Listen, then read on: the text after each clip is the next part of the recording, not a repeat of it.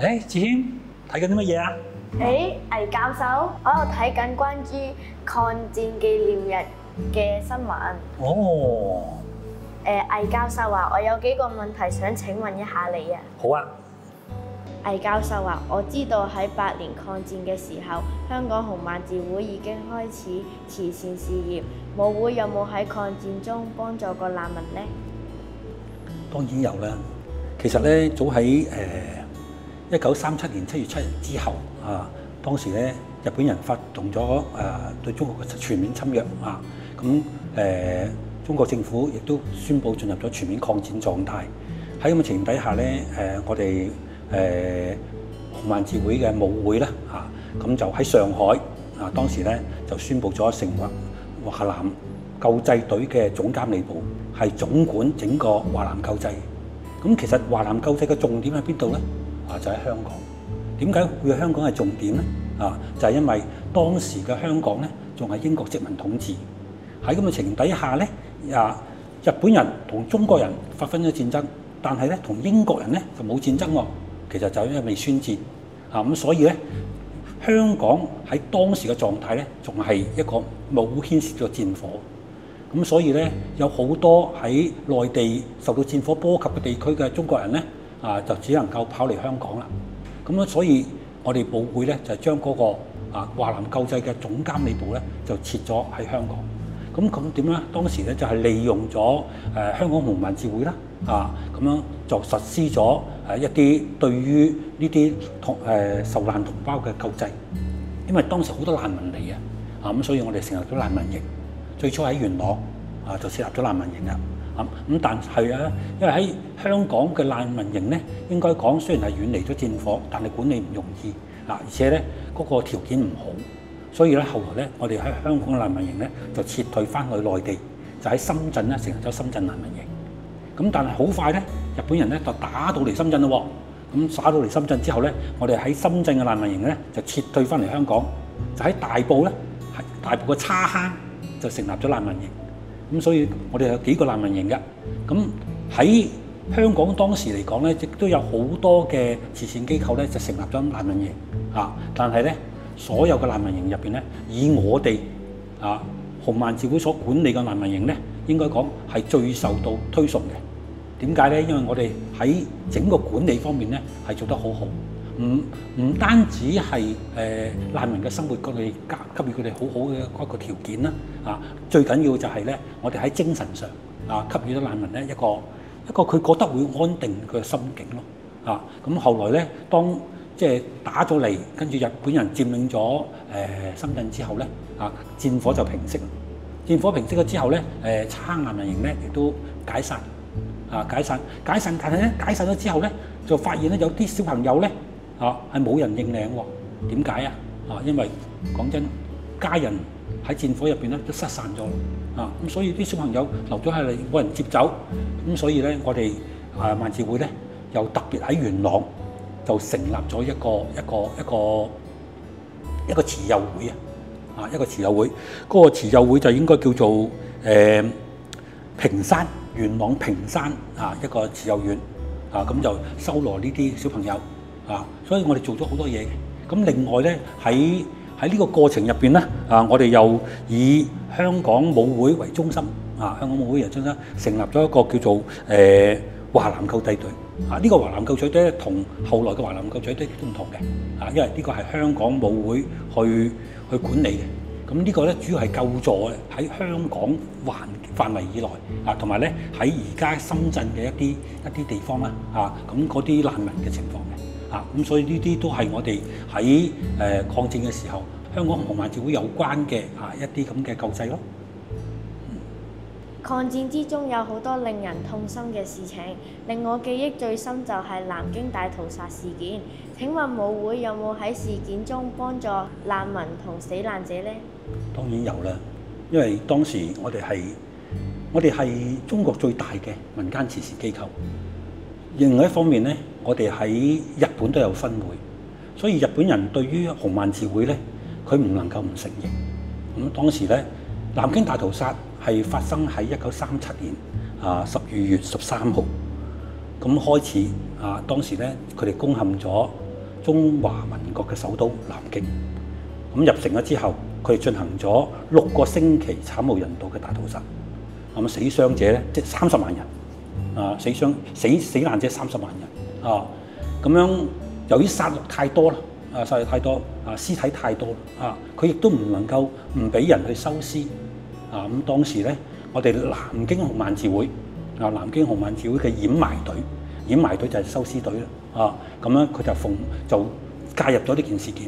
咁我哋進行咗好長時間嘅嗰個收屍，咁長到點咧？係工作咗4個月，4個幾月啦，4個幾月。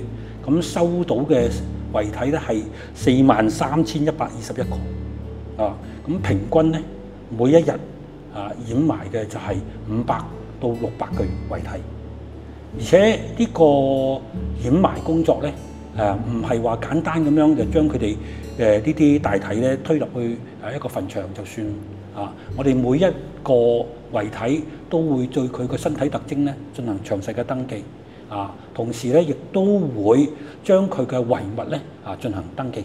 咁點解咧？因為呢個係我哋紅萬字會一直以嚟嘅一個叫做掩埋嘅一個工作守則嚟㗎。呢個守則咧就希望咧我哋掩埋嘅大體後人，如果有朝一日想去揾佢哋嘅時候咧，我哋可以證明俾佢睇，呢個就係佢嘅想要揾嘅人。所以呢個亦都係希望呢啲大體嘅魂魄能夠有機會回歸到佢自己嘅家鄉或者係佢親人嘅身邊咁樣咁除咗呢個以外咧，其實當時我哋亦都喺南京咧設立咗竹廠。咩叫竹廠咧？竹廠就其實就係一個絲竹當時因為糧食都好緊張，我哋只能夠絲竹咁對嗰啲當時仲喺城入邊生存嘅嗰啲災民咧，就施以救援咁我哋又做咗呢樣嘢。咁另一方面咧，其實喺南京外圍咧，仲有好多嘅軍民咧係聚集嘅。咁當時我哋另一個嘅紅萬字會嘅分會啦，就八卦山紅萬字會咧，就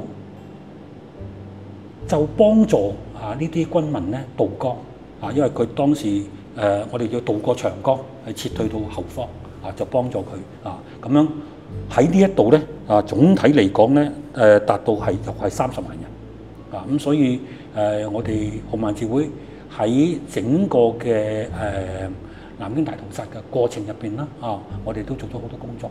咁今日由於我哋嗰個掩埋隊咧有咁多嘅證據啦，所以日本人雖然否定所謂南京大屠殺但係佢唔敢否定我哋會去掩埋嗰啲遺體，因為每一句都有好切實嘅資料喺度咁所以呢個亦都係佢哋日本人喺南京進行大屠殺嘅鐵證嚟嘅。母會喺華南救濟工作上付出咗好多，點解參與嘅人會有共同理念，支持佢哋作出種種犧牲呢？其實呢個係一個好好問題，亦都係一個好深層次嘅問題。點講因為喺華南救濟工作入邊咧，其實我哋頭先講咧，係咪成立咗個華南救濟總監理部嘅？咁呢個華南救濟總監理部喺上海成立嘅。咁佢主要做乜嘢？佢係組織救濟隊。咁所以咧，當時就上海呢方面咧，就組織咗3支救濟隊嚟到香港，從香港出發咧就轉赴內地咁呢3支救濟隊咧分別喺邊度活動咧？就喺廣東啦、廣西啦同埋湖南。咁呢啲地方點解當時要救濟隊喺活動咧？因為日本人已經打到過嚟，佢哋基本上咧係出入喺戰場，應該講係出生入死，而且咧各種條件係好困難嘅。佢除咗喺戰場救護之外咧，佢仲要喺戰場入邊咧開展一啲組織嗰啲組織係乜嘢咧？譬如救濟啦，佢即係話要幫助佢哋重新喺戰區入邊咧去建立翻自己嘅生活啦。譬如話係一啲所謂醫療啦，因為除咗戰士受傷之外咧，其實有好多平民百姓都受傷，佢哋都必須要去做呢啲咁嘅救護工作。咁所以呢班人喺度咧，喺個戰場入邊咧係常年活動咁但係咧呢班人咧，其實咁點樣講咧？佢喺上海嚟講咧，呢班人唔係窮人嚟㗎，好多人咧出身嗰個階層都比較好啊，即係如果佢哋係貪生怕死嘅話咧啊，佢哋係會有自己嘅生活嘅，唔需要去戰場賣命啊，所以佢哋唔係為咗咁樣啊，佢哋係出於一種好崇高嘅理想。咁呢個問題啊，當時喺戰後啦，亦都有啲萬字會嘅會員咧啊，去問過。咁當時咧喺我哋萬字會嘅處科訓錄入邊咧，咁就記載咗一段咁嘅問題啊。咁對呢個問題嘅答案咧啊，其實就比較特別嘅啊。其實佢入邊佢就講到啦，紅萬字會佢其實唔係一個淨係辦理慈善嘅組織嚟啊，即係話咧人人辦理慈善都以慈行先嘅啊，但係咧紅萬字會係講道。係道行先啊！認為咧，所有嘅慈善咧，都必須要出自一個崇高嘅道德嘅追求啊！你係要佢唔單止係為別人嘅，亦都通過咗為別人嘅一啲將來打算犧牲啊，去完善自己嘅道德啊！所以呢兩個係互相互動一個互動啊！佢哋通過咗，所以點解佢哋會好積極去做？就因為通過咗幫助人咧，即使犧牲都好啦，我係會完善到我自己嘅道德嘅，我人嘅我生命嘅層次咧係會提高咁呢一種咧就係我哋所謂嘅道慈以道行先嘅慈同純粹嘅慈係唔一樣係唔一樣咁呢個亦都係香港我哋舞會咧一直堅持我哋而家所做嘅所有一切嘢都係咁樣。所有嘅參與咗慈善活動嘅人我哋都希望能夠推動到佢哋唔好淨係覺得自己益咗人其實人哋益緊你呢個就係咁嘅呢個答案啦。多謝魏教授，我會記住前人嘅犧牲同歷史嘅教訓。好。